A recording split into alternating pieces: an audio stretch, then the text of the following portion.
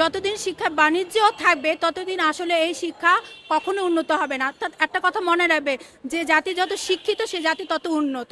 আমি মনে করি শিক্ষা ব্যবস্থা এখনো অনেক পরিবর্তন হওয়া দরকার, যে পরিবর্তনে আমরা আশা করেছিলাম কিন্তু সেই পরিবর্তন হয় না।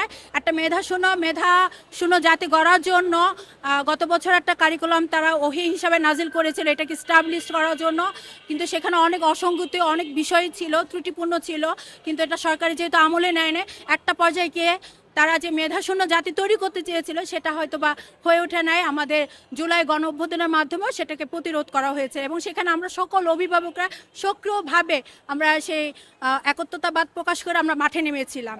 অবশ্যই দেখেন বিশ্ব উন্নত দেশে যেমন এখনও যদি আমি বলি অস্ট্রেলিয়ায় কিন্তু 16 বছর বয়সে পর্যন্ত তাদেরকে ডিভাইসমুখী একটা আইন করা হয়েছে, নিষিদ্ধ করা হয়েছে এবং বিভিন্ন অনেক বিশ্ব তো উন্নত দেশগুলো আমরা তাকালে দেখতে পারি। কিন্তু আমি চাই এটা অতি দ্রুত একটা আইনের মাধ্যমে প্রক্রিয়া করা হোক, যেন আমাদের সন্তানরা যেন কোনোভাবে ডিভাইসমুখী না হয়, যেন নির্ভর না আসে।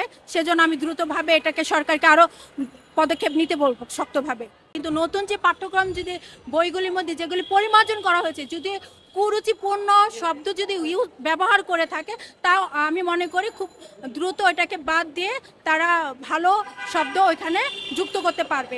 এটা এনসিটিভির পক্ষে সম্ভব। গত বছর আমার মেয়ে কোচিংয়ের উপরে নির্ভর ছিল, এবছর আমি তাকে কোচিং দেইনি, স্কুলের টিচারের কাছেই পড়াতে হয়। মূল উদ্দেশ্য হচ্ছে যারা স্কুল টিচার আমি তাদেরকে বলবো স্কুল টিচারদেরকে যে একটা আইন করা হয়েছে যে যারা কোচিং বাণিজ্যের সাথে জড়িত যেন না থাকে, এই আইনটাকে যেন তারা এস্টাবলিশ করে। এই যে সিন্ডিকেট, আপনাকে সিন্ডিকেট ভাঙতে হলে আপনাকে শিক্ষকের মান মর্যাদা এবং টাকার সব কিছুই বৃদ্ধি বাড়াতে হবে। অর্থাৎ শিক্ষক না গোটা শিক্ষার বাজেটটা বরাদ্দটা বৃদ্ধি করতে হবে, তাহলে আপনি শিক্ষার মান নিশ্চিত করা যাবে। আপনি শিক্ষকের মান বৃদ্ধি না করলে তারা তো আমাদের বাচ্চাদেরকে কোচিংয়ের উপর নির্ভর করেই ফেলবে। অবশ্যই না, কোনোদিন হবেও না আর আশা করিও না। তবে হ্যাঁ, আশা এখনও রাখি, যেহেতু অন্তর্বর্তীকালীন সরকার যিনি আছেন দায়িত্বে ডক্টর ইউনূস সাহেব, এবং সে যেভাবে কাজ যদি সঠিকভাবে করে যেতে পারে তা আমি চাই ওনার হাত দিয়ে যেন শিক্ষা আমূল একটা পরিবর্তন আসুক এবং সেই পরিবর্তনটা ধারাটা যেন বিশ্ব উন্নতভাবে উনি যেমন বিশ্ব দরবারে একজন নোবেল প্রাপ্তি হিসেবে জেনে, ঠিক আমাদের জাতিটাকেও যেন আমাদের ভবিষ্যৎ প্রজন্ম যেন সেভাবে যেন উনি ওইভাবে একটা জায়গা যেন পৌঁছে দিতে পারে, এটা আমার ওনার কাছে আহ্বান।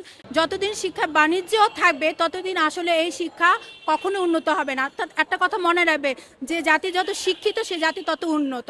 অর্থাৎ আপনি শিক্ষা বাণিজ্য দূর করতে হলে সমস্ত শিক্ষার সিন্ডিকেট ভাঙতে হবে, আর এই সিন্ডিকেটের জন্য আমরা অভিভাবকরা আছি, শিক্ষক আছে, ছাত্র আছে। আল্লাহ হাফিজ।